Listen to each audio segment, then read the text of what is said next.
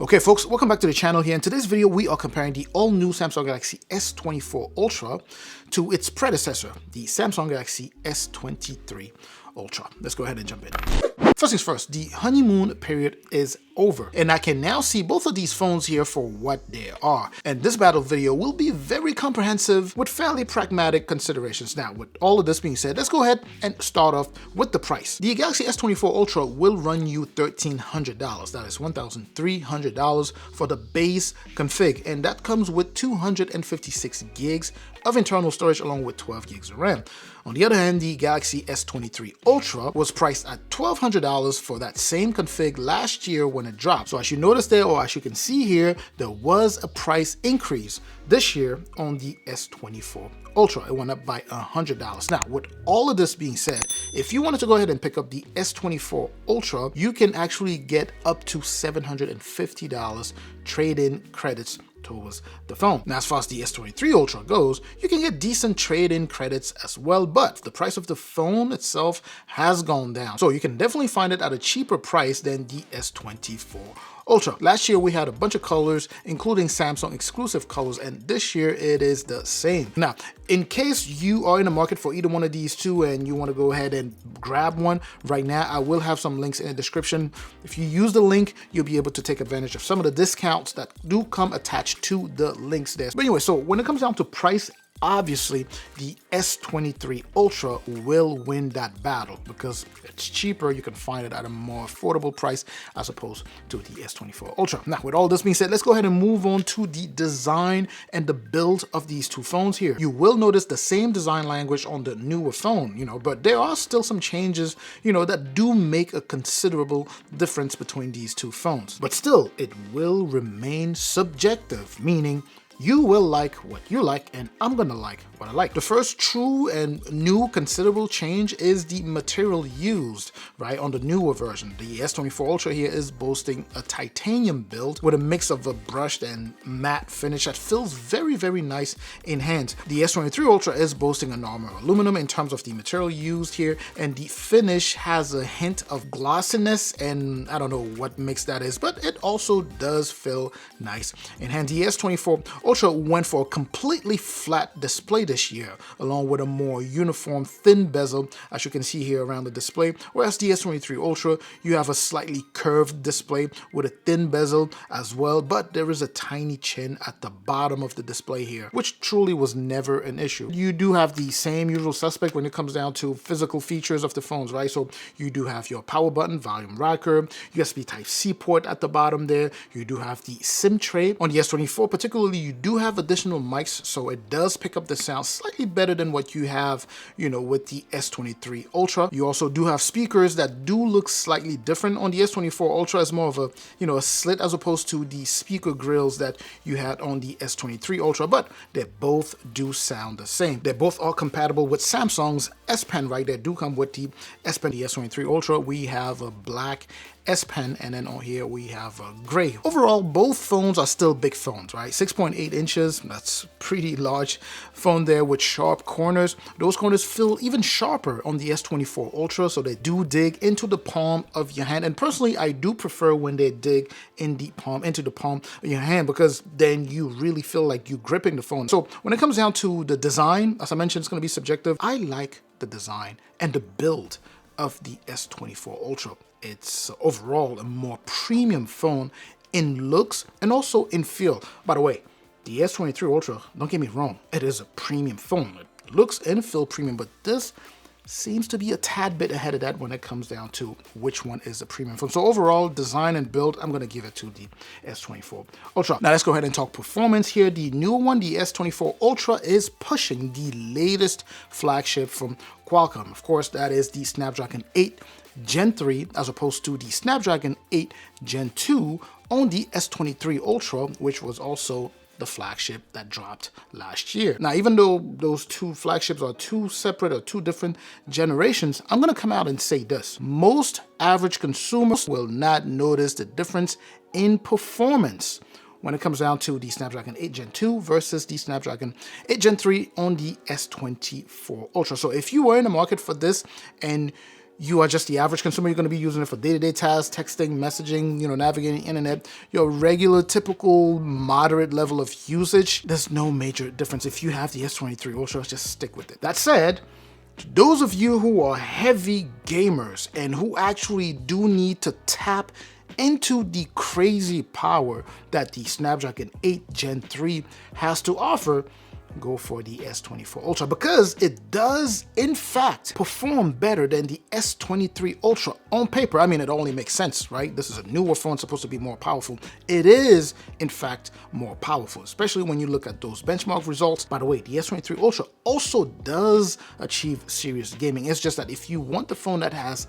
an edge when it comes down to performance in your serious gaming, or if you're going to be doing, I don't know, super heavy projects using Samsung decks where you're doing everything on the computer, or if you are going to be doing super heavy multitasking and so forth, you definitely will appreciate the extra performance offered by the S24 Ultra and its Snapdragon 8 Gen 3. You probably also noticed that the S24 Ultra, loads things up a tiny bit faster. I really mean a tiny bit faster. And also at boot up, it does seem to boot up faster than the S23 Ultra. Hey, and by the way, if this is your first time visiting the channel, I do appreciate you stopping by here. Please do me a favor, hit both the like and the subscribe button there. I truly, again, appreciate that. But anyway, so let's get back to it here. And this time we're going to be talking AI. You may remember that Samsung is in, a partnership with Google in their AI journey. So you will see some things that are proper to Samsung, but other things that you may recognize from other Google devices, right? Now, these AI features are currently found on the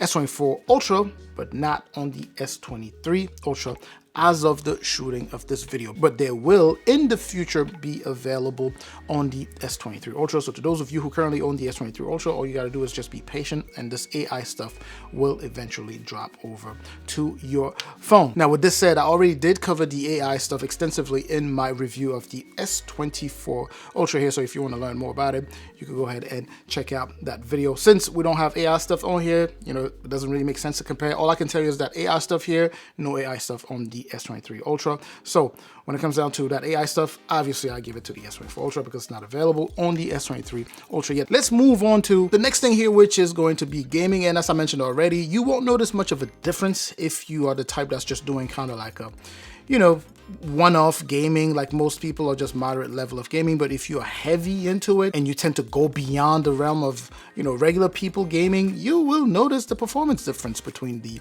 two phones here, and you will realize the S24 Ultra is the better performer overall when it comes down to all of that gaming stuff. So again, the S24 Ultra takes it for gaming. Let's go ahead and talk display very quickly. As I mentioned earlier, they both are boasting a 6.8 inches display that does support, 120 Hz refresh rate with that dynamic LTPO AMOLED display. And on the S24 specifically, you do have an anti-reflective coating, which means that you get less reflection. On the S24 Ultra here, it's drastically different, meaning when you have both phones side by side, the S23 Ultra is definitely highly reflective as opposed to the S24 Ultra, and this plays very well when you are under direct sunlight. When it comes down to the brightness and the display, I'm also gonna give it to the S24 Ultra. In terms of mainstream flagship phones, this is probably the brightest at 2600 nits.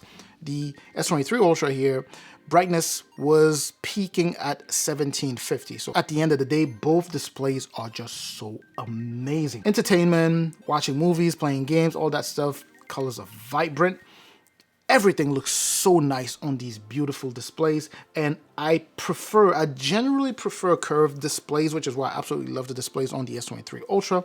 But this flat display here takes it to another level. I'm a big fan of flat displays now because of the way it was implemented here. When it comes down to, let's say, heat management, both phones do handle heat very well. As you know, Samsung has added that top-notch cooling chamber on these phones here, and they just never get warm. I mean, the phones just stay cool, right? That said, the Snapdragon 8 Gen 3 on the S24 Ultra not only manages heat very well, just like the Gen 2 does, but it also finds a way to extend the battery life by more than an hour. Some people have found that it could go for a couple more hours than the S23 Ultra. In my case, about an hour more, and that's just with my testing. Now, I want to go ahead and talk cameras really quick. You may know that Samsung did did replace the 10-time optical 10 megapixel lens that was found on the S23 Ultra with a 50 megapixel 5x optical lens on the S24 Ultra. Now, everything else remained the same, meaning the other cameras definitely remained the same except for that 10 that went to that 50. When it comes down to the quality of the pictures or videos, I find the photos and videos coming out of the S24 Ultra here to be more natural. They tend to be closer to reality as opposed to the S23 Ultra, which is not as saturated as it used to be, you know, with the previous generations of Samsung phones, but definitely more natural here.